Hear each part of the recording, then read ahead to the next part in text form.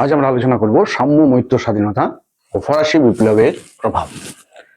এই আলোচনায় প্রথমে আমরা দেখিনি সাম্য, মৈত্র, স্বাধীনতা এই তিনটি শব্দের অর্থ কি। প্রথমে দেখো সাম্য। সাম্য বলতে কি বোঝায়? সাম্য সাম্য শব্দের অর্থ হচ্ছে সমতা। জাতি ধর্ম নির্বিশেষে সকল মানুষই সমান এবং রাষ্ট্রের সমস্ত সুযোগ সুবিধা জাতি ধর্ম উঁচু নিচু নির্বিশেষে সকলে সমানভাবে ভোগ করার অধিকারী। এটাই হচ্ছে সাম্য। লিখে নিতে পারো, জাতি ধর্ম বর্ণ নির্বিশেষে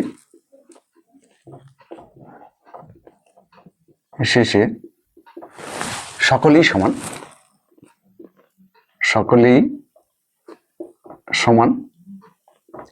এবং সকলেই রাষ্ট্রীয় সুযোগ সুবিধা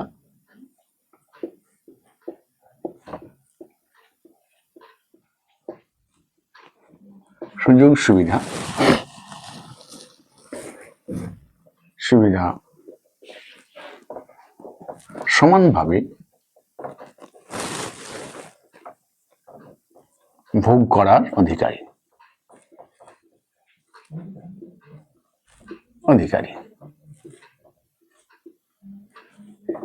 এই হচ্ছে সাম্য।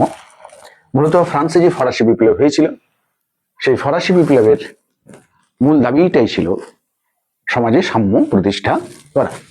এরপরে দেখা নেব মৈত্রী। মৈত্রী বলতে কি বোঝায়? মৈত্রী মানে হচ্ছে সকলে মিলে ভ্রাতৃত্বের বন্ধনে আবদ্ধ হয়ে ঐক্যবদ্ধভাবে শান্তি ও শৃঙ্খলার মধ্যে বসবাস করা। এটাই হচ্ছে মৈত্রী, অর্থাৎ বন্ধুত্বপূর্ণ ভ্রাতৃত্বমূলক একটা সহাবস্থান। এটা লিখে নিতে পারি,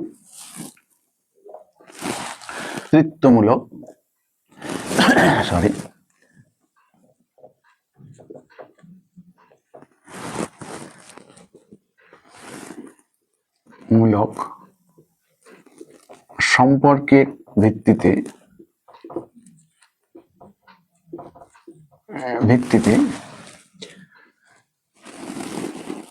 সহাবস্থান। এটাও লিখতে পারো। হ্যাঁ, আর স্বাধীনতা হলো কি না,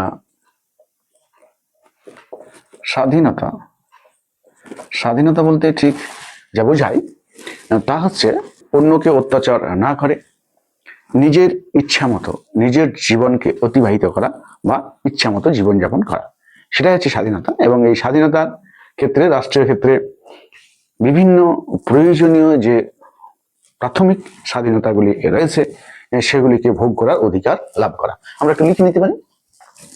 তাহলে অন্যের বা অন্যকে অত্যাচার না করে বা অপরকে অত্যাচার না করে বলতে পারো, অপরকে অত্যাচার না করে ইচ্ছামতো নিজের জীবনকে উপভোগ করা, ইচ্ছামতো জীবনযাপন করাই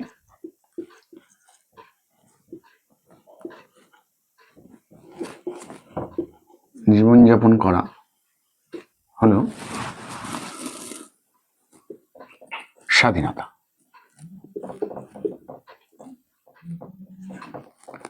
যেমন বাক স্বাধীনতা,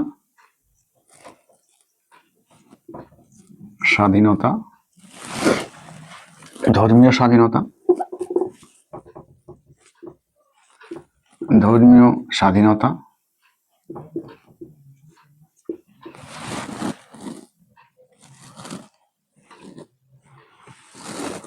বাক স্বাধীনতা, ধর্মীয় স্বাধীনতা, সংবাদপত্রের স্বাধীনতা,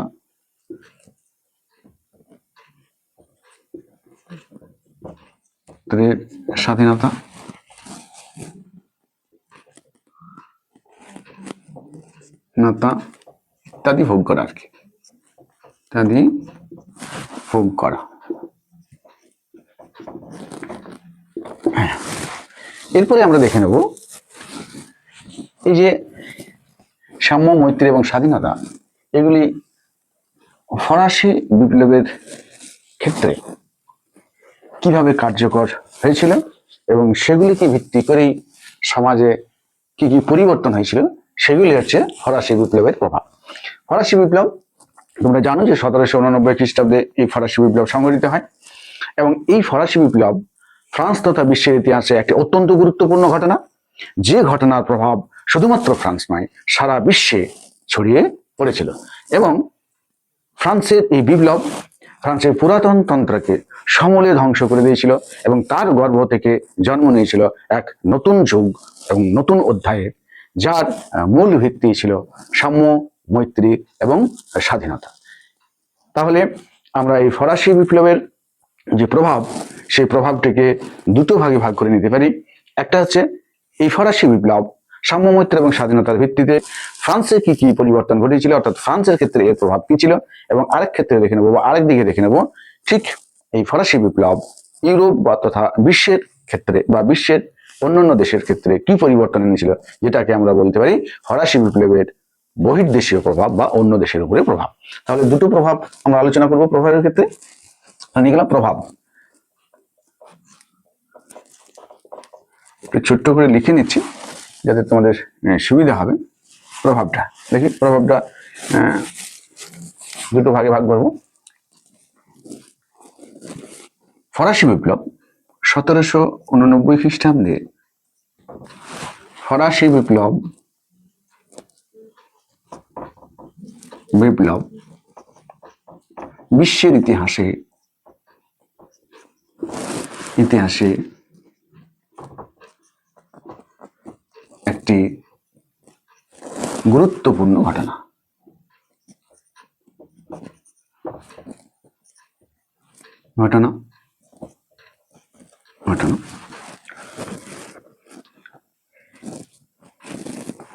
এই বিপ্লব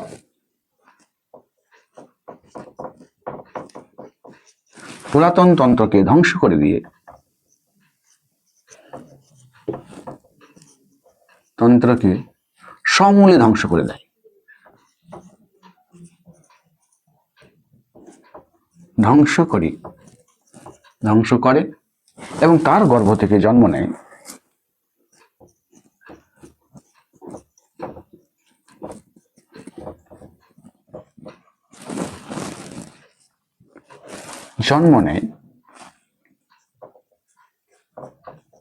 এক নূতন যুগ, যার মূল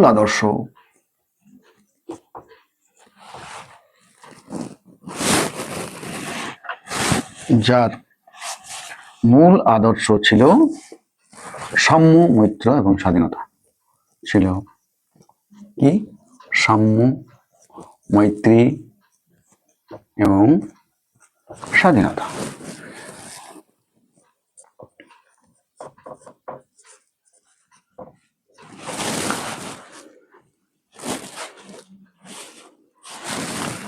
তাহলে আচ্ছা, আরেকটু আমরা লিখে নিতে পারি। কি লিখবো দেখি, কি লিখবো?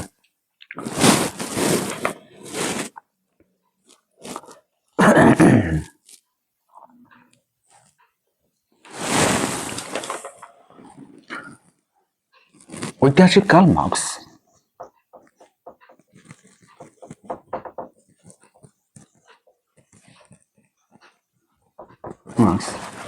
এই ঘটনাটিকে বা এই বিপ্লবকে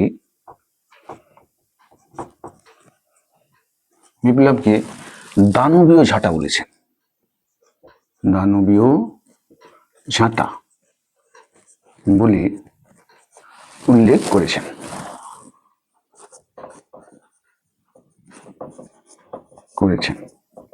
কেন করেছেন? না, ঝাঁটা যেমন সমস্ত আবর্জনাকে ধুয়ে মুছে সাফ করে পরিষ্কার করে দেয়, ঠিক সেই রকম এই বিপ্লবে কিন্তু পুরাতন যে কি বলবো কুসংস্কার এবং দুর্নীতি ছিল, বৈষম্য ছিল, সেগুলিকে একেবারে ধুয়ে মুছে সাফ করে দেয়। অর্থাৎ সমাজ ব্যবস্থাকে নোংরা পুরনো আবর্জনা থেকে সাফ করে একেবারে শুদ্ধ পরিষ্কার করে দেয়। তো এই ফরাসি বিপ্লব তাহলে আমরা এইবারে প্রভাবগুলো একটু লিখে নিই। ফ্রান্সের অভ্যন্তরে কি প্রভাব পড়েছিল এবং বাইরের দেশের উপরে এই বিপ্লবের কি প্রভাব পড়েছিল সেটা একটু লিখে নেব।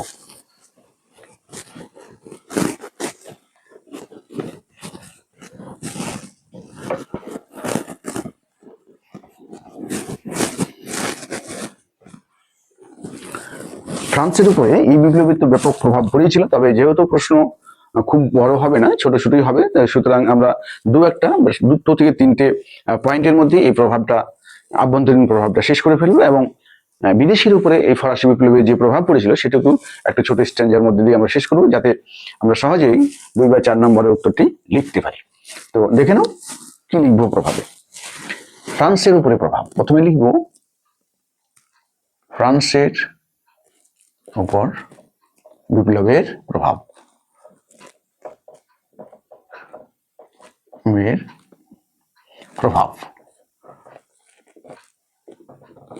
ফ্রান্সের উপর এই বিপ্লবের কি প্রভাব পড়েছিল না, প্রথমে একটা পয়েন্ট করতে পারে, সেটা হচ্ছে যে রাজতন্ত্রের অবসান ঘটে। রাজতন্ত্রের অবসান সানে প্রজাতন্ত্রের প্রতিষ্ঠা।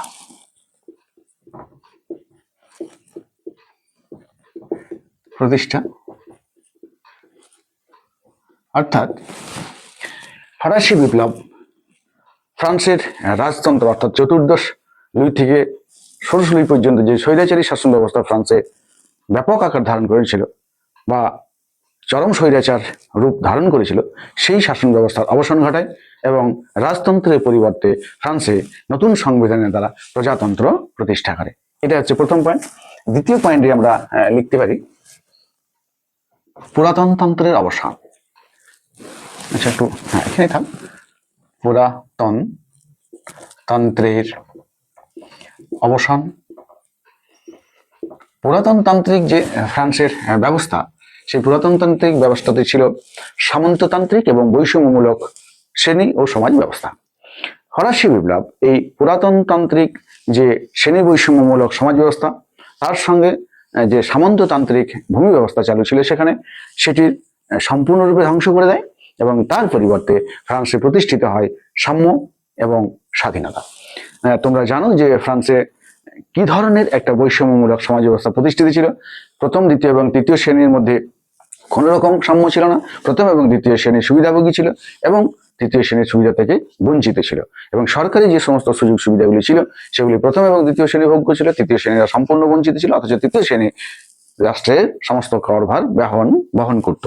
এই ব্যবস্থার সম্পূর্ণরূপে কি হয় না, পতন ঘটে এবং তার থেকে অর্থাৎ বিপ্লবের গর্ভ থেকে এক নতুন ব্যবস্থা প্রতিষ্ঠিত হয়, যে ব্যবস্থার মূল বৈশিষ্ট্যই ছিল সাম্য ও প্রতিষ্ঠা এবং সকল ধরনের সুযোগ সুবিধা থেকে বঞ্চিত শ্রেণীকে আবার তাদের স্বাধীনতাকে ফিরিয়ে দেওয়া। এটাই ছিল দ্বিতীয় পয়েন্ট। এবং তৃতীয় পয়েন্টে আমরা কি লিখব? জাতীয়তাবাদের বিকাশ। এটা আমরা লিখতে পারি জাতীয়তাবাদের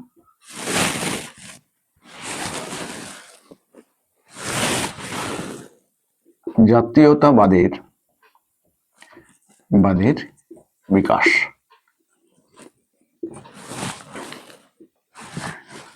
ফরাসি বিপ্লব যখন সংগঠিত হয় তখন ফ্রান্সের জনগণ জাতীয়তাবাদে উদ্বুদ্ধ হয়ে ওঠে এবং জাতীয়তাবাদে উদ্বুদ্ধ হয়ে তারা জাতীয় রাষ্ট্র গঠন করে এবং জাতীয় রাষ্ট্র গঠনের মধ্যে দিয়ে তারা সেই দেশের ঐক্যবদ্ধ একটি রাষ্ট্রে পরিণত করতে সক্ষম হয়। অর্থাৎ ফ্রান্সকে তারা একটি জাতীয়তাবাদী রাষ্ট্রে পরিণত করে, যেখানে ধর্ম নয়, জাতীয়তাবাদী ছিল রাষ্ট্র গঠনের মূল ভিত্তি। তাহলে এই হচ্ছে আমাদের 3টি পয়েন্ট। এবং আরো আমরা বলতে পারি, সেটা হচ্ছে কি বলবো, যে দুর্নীতিগ্রস্ত চার্চ ব্যবস্থার অবসান বা চার্চের অবসান লিখতে পারো। কখবো চার্চের ধর্ম ব্যবস্থা অর্থাৎ চার্চ ব্যবস্থার সংস্কার বলতে পারো, চার্চ ব্যবস্থার আমূল পরিবর্তন।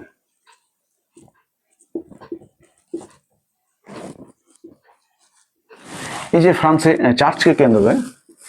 চার্চকে কেন্দ্র করে যে ধর্ম ব্যবস্থা গড়ে উঠেছিল এবং সেই ধর্ম ব্যবস্থায় কিছু মানুষ সুবিধা ভোগ করছিল এবং কিছু মানুষ কি হয়েছিল না অত্যাচারিত হচ্ছিল।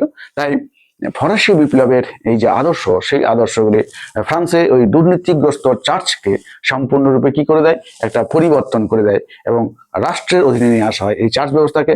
ফলে সমাজে ধর্মের যে গোড়ামি বা ধর্মের যে অত্যাচার ছিল সেটি সম্পূর্ণরূপে ধ্বংস হয়ে যায়। তাহলে আমরা দেখে নিলাম যে ফ্রান্সের উপরে এই ফরাসি বিপ্লবের কি প্রভাব ছিল এবং সেখানে সাম্য, মৈত্র, স্বাধীনতা, এই সাম্য, মৈত্রী, স্বাধীনতা, এই তিনটি আদর্শ ফ্রান্সের সমাজ ব্যবস্থা, রাজনৈতিক ব্যবস্থা এবং অর্থনৈতিক তথা ধর্মীয় ব্যবস্থার কিভাবে একটা পরিবর্তন নিয়ে এসেছিল।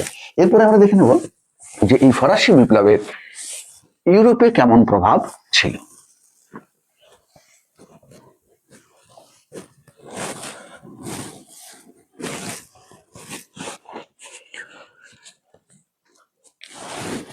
এর পরের পয়েন্টটাই করবো ইউরোপে ফরাসি বিপ্লবের প্রভাব, বা বিশ্বে ফরাসি বিপ্লবের প্রভাব লিখতে পারেন। ইউরোপে ফরাসি বিপ্লবের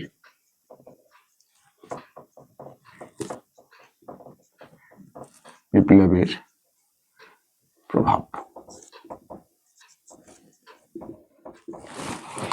বলা হয়ে থাকে যে সারা বিশ্বই নাকি এই ফরাসি বিপ্লব অর্থাৎ ফ্রান্সের যে বিপ্লব, সেই বিপ্লবের প্রভাব থেকে রক্ষা পায়নি। অর্থাৎ সারা বিশ্বের কোনো দেশ এই ফরাসি বিপ্লবের প্রভাব থেকে রক্ষা পায়নি।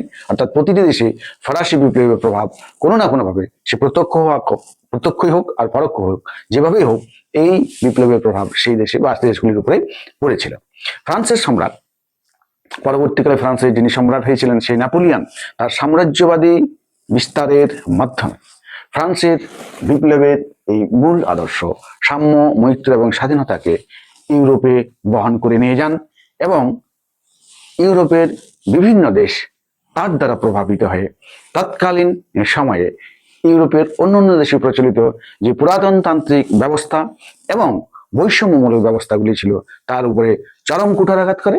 ফলে ইউরোপের জনগণ বা ইউরোপের অন্যান্য ওই দেশগুলির জনগণ কি হয় না, ফ্রান্সের বিপ্লবের দ্বারা উৎসাহিত হয়ে তারাও রাজতন্ত্রের পতন ঘটায়, গণতন্ত্র প্রতিষ্ঠার দিকে অগ্রসর হয়, ধর্মীয় ব্যবস্থাকে বুড়ো আঙুল দেখিয়ে তারা জাতীয় রাষ্ট্র গঠনের পথে অগ্রসর হয়। ফলে ইউরোপের বিভিন্ন দেশ, জার্মানি, ইটালি, গ্রিস সহ ইউরোপের অনেক দেশ কি করে না, তারা জাতীয়তাবাদী আন্দোলন শুরু করে এবং সাম্রাজ্যবাদী শক্তিকে পরাজিত করে নিজেরা স্বাধীন রাষ্ট্র গঠন করতে সক্ষম হয়।